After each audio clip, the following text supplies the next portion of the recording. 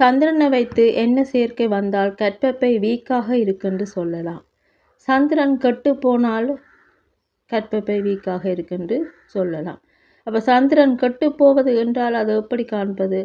சந்திரன் சனியோடு சேர்ந்தால், சந்திரன் ராகுவோடு சேர்ந்தால், சந்திரன் கேதுவோடு சேர்ந்தால், இப்படி இருந்தால் சந்திரன் பலவீனமாக இருக்கிறார் என்று அர்த்தம். இவர்களுக்கெல்லாம் கற்பப்பை கோளாறு இருக்கென்று சொல்லலாம். சந்திரன் முதல் திரைக்காணத்தில் இருந்தால் அது கண்ணை குறிக்கும். இரண்டாம் திரைக்காணத்தில் இருந்தால் தான் வயிற்றை குறிக்கும். அப்போ வயிற்றில் வரும் கற்பப்பையை குறிக்கும். அப்போ இரண்டாம் திரைக்காணத்தில் இருந்தால் தான் வயிற்றில் கோளாறு வரும். இதே முதல் திரைக்காணத்தில் இருந்தால் கண்ணில் கோளாறு. ஆகவே திரைக்காணத்தை தான் நாங்கள் கொஞ்சம் உன்னிப்பாக கவனிக்க வேண்டும். அடுத்த உதாரணமாக மகரத்தில் சுக்கிரன் இருக்கென்று வைப்போம். கோச்சார ராகு மகரத்துக்குள் நுழைகிறது. அப்போ 1.5 வருடத்துக்கு அவருக்கு பணமழை பொழிய போகிறது என்று சொல்லலாம். ஏனென்றால் சுக்கிரனும் சனியும் நிறைந்த செல்வம் ராகுவோடு சேரும் போது, அப்போ ராகுவோடு சேர பணவரவு உண்டு. எதில் பணவரவு ஏற்படும்? சுக்கிரன் ப்ளஸ் ராகு ப்ளஸ் சனி. அப்போ கலை தொழிலில், சினிமா தொழிலில் பணம் பெறப்போகிறது. திரைப்பட தொழிலில் அல்லது மறைமுக தொழிலால் பணவரவு ஏற்பட போகிறது என்று சொல்லலாம். அதே போன்று இப்போ மகரத்தில் சனி சுக்கிரன் கோச்சார ராகு அந்த இடத்துக்கு வரும்போது பணத்தை கொடுக்கும் என்று கூறுகின்றோம்.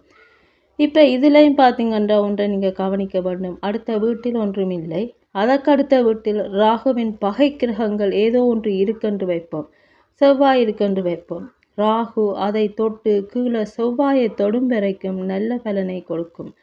தன்னுடைய எதிராளியை தொடும் வரைக்கும் நல்ல பலனை தொடர்ந்து கொடுக்கும். ஒருவேளை தன் எதிராளியை தொட்டு நஷ்டத்தை கொடுத்திருந்தார் என்றால் தன்னுடைய நண்பனை தொடும் வரை நல்ல பலனை கொடுக்காது. உதாரணமாக ஒருவரின் ஜாதகத்தில் சந்திரனும் கேதுவும் அடுத்தடுத்த ராசியில் இருக்கென்று வைப்போம். சந்திரன் கும்பத்தில், கேது மீனத்தில். இப்போ சனி மகரத்துக்கு வரும்போது 7.5 சனி ஆரம்பமாகிடும். கெட்ட நேரம் ஆரம்பமாகிவிடும். அதில் 2.5 வருஷம் போயிடும். அடுத்து சந்திரனோடு இருக்கும் வரை 2.5 வருஷம். அடுத்து கேதுவோடு இருக்கும் 2.5 வருஷம். ஆனால் கேது இல்லை என்றாலும் 2.5 வருஷம் நாம் சொல்லுவோம். இப்போ கேது மேசத்தில் இருக்கென்று வைப்போம். அதாவது சந்திரன் கும்பத்தில், மீனத்தில் கிரகம் இல்லை, கேது மேசத்தில் இருக்கென்று வைப்போம். சனி மகரத்துக்கு வந்தால் 2.5 வருஷம் தொந்தரவு பண்ணும். பாத சனி 2.5 வருஷம் தொந்தரவு பண்ணும். கேதுவும் 2.5 வருஷம் தொந்தரவு பண்ணும். ஏனென்றால் கேதுவும் சந்திரனுக்கு பகை, சந்திரனும் சனிக்கு பகை. ஒரு வேளை அடுத்த வீட்டில் செவ்வாய் இருக்கென்று வைப்போம். இன்னும் 2.5 வருஷம் டவுன்.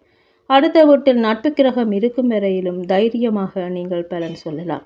இப்போ இங்கே அடுத்த வீட்டில் செவ்வாய் இருக்கின்றால் தைரியமாக 10 வருஷத்துக்கு பலன் சொல்லலாம். 10 வருஷமும் அவுட். இதே சமயத்தில் ஒரு வீடு தள்ளி சுக்கிரன் இருக்கென்று வையுங்க. உடனே பணம் பெற ஆரம்பித்துவிடும்.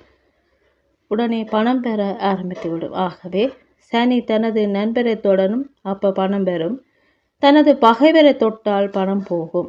லொஸ்ட்டுக்கு முக்கியமானது சனி சந்திரனை தொட்டாலும் லொஸ்ட் ஆகும், கேதுவை தொட்டாலும் லொஸ்ட் ஆகும். செவ்வாய்க்கு அடுத்து கேது இருக்கென்று வைங்க. சில பேருக்கு சனி செவ்வாயை தொடும்போது வீடு வாங்குவாங்க.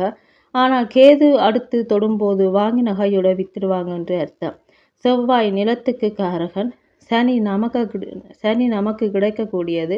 சில சமயங்களில் செவ்வாயை தொடும்போது வாங்குகின்றோம் என்று வைத்து கொள்ளலாம். ஆனால் கேதுவை தொடும்போது வாங்கின வீட்டை வித்து விடுகின்றோம். பொதுவாக சனி இருக்கும் இடத்தில் சனி நல்லதல்ல. சனிக்கு நேரொலி சனி வருவது மிக மிக நல்லது. சுக்கிரனுக்கு நேரொலி சனி வருவது மிக மிக நல்லது. சுக்கிரனோடு சனி சேர்வது மிக நல்லது. புதனோடு சனி சேர்வது மிக நல்லது. புதனுக்கு நேரொலி சனி வருவது மிக மிக நல்லது. ஆக நட்பு கிரகங்களோடு சேர்வதும் நட்பு கிரகங்களுக்கு நேரொலி சனி வருவதும் மிக மிக நல்லது. தொழில் பற்றி பார்த்தால் அதற்கு சனிதான் முக்கிய புள்ளி. சனிதான் அதற்கு சொந்தக்காரர். சனி இல்லாமல் ப்ரொஃபஷனல் இல்லை. அரசாங்க உத்தியோகத்தில் இருப்பவர்களுக்கு பார்த்தீங்கன்றால் சனிக்கும் சூரியனுக்குமோ அல்லது சனிக்கும் கேதுவுக்குமோ கண்டிப்பாக தொடர்பு இருக்கும். அப்படி தொடர்பில்லாமல் அவர் அரசியல் தொழிலுக்கு வர முடியாது. இப்போ கோச்சாரத்தில் கேது இருக்கிற இடத்துக்கு சனி வாரார் என்று வைப்போம். கேதுவுக்கும் சனிக்கும் ஆகாது. ஆனால் ஜாதகத்தில் சனி மற்றும் கேது சம்பந்தப்பட்டதால அரசு பணி என்பது ஓரளவு சரி. ஆனால் கோச்சாரத்தில் சனி கேதுவை கடக்கும் போது ஒரு இடைநீக்கம், அதாவது சஸ்பென்ஸ் வரலாம், அல்லது இடமாற்றம் வரலாம், பிரேக் வரலாம். இடமாற்றம் என்றால் சந்திரனும் கூட சேர்ந்து காம்பினேஷன் வரணும். சனி ப்ளஸ் சந்திரன் ப்ளஸ் கேது. சனி சந்திரனை கடக்கும் போது, கேதுவை கடக்கும் போது இடமாற்றங்கள் வருவதற்கான வாய்ப்புகள் இருக்கு. ஆனால் சனியை குரு கடக்கும் போது, குருவை சனி தொடும்போது பதவி உயர்வு வரும், ப்ரமோஷன் வரும். ப்ரமோஷன் மட்டுமல்ல, புதிய வேலைகளும் கிடைக்கும் என்று சொல்லலாம். சில பேருக்கு பதவி உயர்வுகளும் கிடைக்கும். வேலையில் இருப்பவர்களானால் பதவி உயர்வு கிடைக்கும். உதாரணமாக சனி கும்பத்தில் இருக்கின்றார், குரு கும்பத்தில் இருந்தால், குரு இருக்கும் இடத்துக்கு சனி வந்தால், வேலை கிடைக்காதவராக இருந்தால் நிச்சயமாக வேலை கிடைக்கும். வேலை உள்ளவராக இருந்தால் அவருக்கு ப்ரமோஷன் கிடைக்கும்.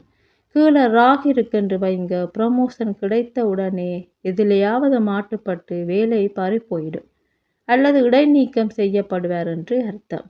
ராகுவை கடக்கும் போது இடைநீக்கம், கேதுவை கடக்கும் போது சஸ்பென்ஸ், குருவை கடக்கும் போது பதவி உயர்வு என்று ஞாபகம் வைத்து கொள்ளுங்க.